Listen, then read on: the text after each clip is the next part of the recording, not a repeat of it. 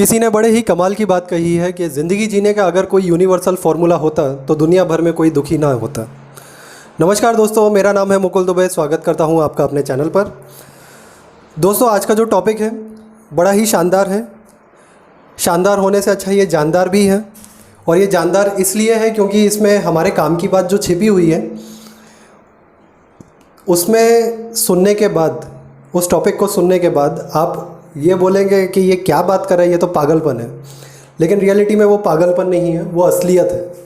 वो सही वो इनफैक्ट मैं कहूँगा कि रियलिटी है जिससे हम मुंह मोड़ते हैं। तो दोस्तों, अगर आपको इस चीज़ के बारे में जानना है तो वीडियो के एंड तक मेरे साथ बने रहिएगा। और चलिए बिना टाइम बिगाड़े दोस्तों वीडियो की शुरुआत करते हैं। दोस्तों, एक वर्ड है और वो वर्ड बड़ा ख़तरनाक है। वो जो वर्ड है मैं डिस्क्लोज़ कर देता हूँ, जिसकी मैं बात कर रहा हूँ। वो वर्ड है हैप्पीनेस, खुशी। खुशी अच्छी है या बुरी है हमारे लिए? दोस्त है, दुश्मन है, क्या है? कभी कभी ये दोस्त है, कभी कभी ये दुश्मन है। इंग्लिश में एक कहावत है दोस्तों, फायर अ फ्रेंड, फायर अ फो। आग दोस्त भी है, आग दुश्मन भी है। जिस तरीके से आग हवन कुंड में लगती है तो वो हमारी दोस्त है, क्योंकि हमें हवन करना होता है, यज्ञ करना होता है इसके लिए। और अगर कहीं लग जाए बुरे तरीके से तो किसी के घर को भी जला सकती है, किसी बिल्डिंग को तहस नहस कर सकती है, तो उस समय वो दुश्मन है। इसी तरीके से खुशी जो है दोस्त भी है, दुश्मन भी है। लेकिन कभी कभी हमारे दिमाग पर इस तरीके से चढ़ जाती है कि हम आंख बंद करके सब कुछ अच्छा अच्छा ही देखते हैं।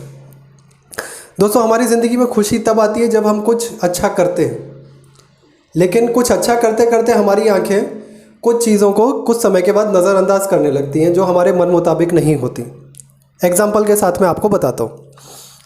आप अपनी लाइफ में कुछ करते जा रहे हैं, आपको चीज़ अच्छी लग रही है, आप करते जा रहे हैं, आप उसमें अच्छे होते जा रहे हैं, आपका कंट्रोल आता जा रहा है उस चीज़ के ऊपर, और आपको लेवल्स अच्छे अचीव हो रहे हैं। आप सोच रहे हैं कि हाँ, पहले मैं इस काम को करते हुए इस लेवल पे था, अब मेरा लेवल अप हो चुका है। आपको अच्छा लगने लगेगा, लोग आपको अच्छी अच्छी बातें बोलेंगे।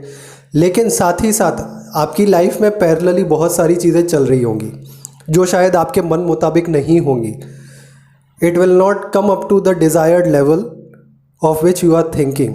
क्यों? क्योंकि आपने कभी उन पे फोकस नहीं किया। फोकस तो नहीं किया, लेकिन आप उसको इग्नोर कर रहे हैं और अवॉइड कर रहे हैं। लेकिन आप अवॉइड क्यों कर रहे हैं? That is part of your life. आप उसे अपनी ज़िंदगी से बाहर नहीं निकाल सकते, क्योंकि वो आपके जीवन की ही घटना है, आपके साथ ही घटेगी। तो अगर आपके साथ वो घट रही है, या तो आप उसको समझ के उसके ऊपर रिएक्ट करके काम करिए, अदरवाइज़ एक्सेप्ट करिए कि आप कुछ नहीं कर सकते। इन दो के अलावा आपके पास तीसरा ऑप्शन नहीं है। और अगर तीसरा ऑप्शन अवेलेबल है तो वो है any one of the above. उन दोनों में से ही कोई एक ऑप्शन आपको चुनना है।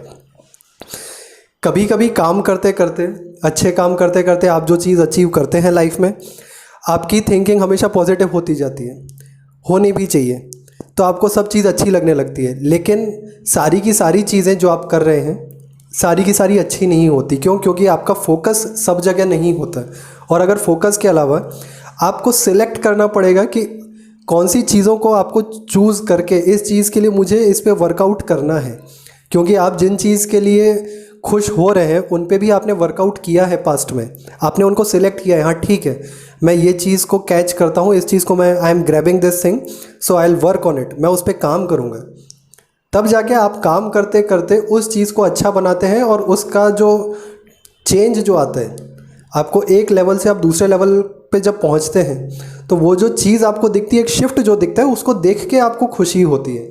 लेकिन वो आपने एक चीज़ के लिए हासिल किया। तो आपको इस तरीके से लाइफ में बहुत सारी ऐसी चीज़ें हैं जिसको आपको चूज़ करना पड़ेगा खुशी के साथ, खुश होके कि हाँ, इस चीज़ को I will face it and I will dam change this thing.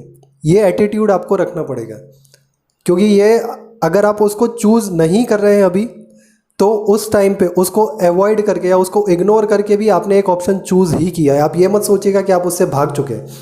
अगर आपने अवॉइड किया, that means you have choose the option avoid, you have choose the option ignore. वो आपने चूज़ किया है, तो that is totally your choice. आप ये नहीं बोल सकते कि नहीं, if I had taken my face away from the situation, आपने मुंह मोड़ लिया है या चेहरा बदल लिया है कि मैं इस चीज़ को बाद में देखूंगा, तो ऐसा नहीं होता दोस्तों।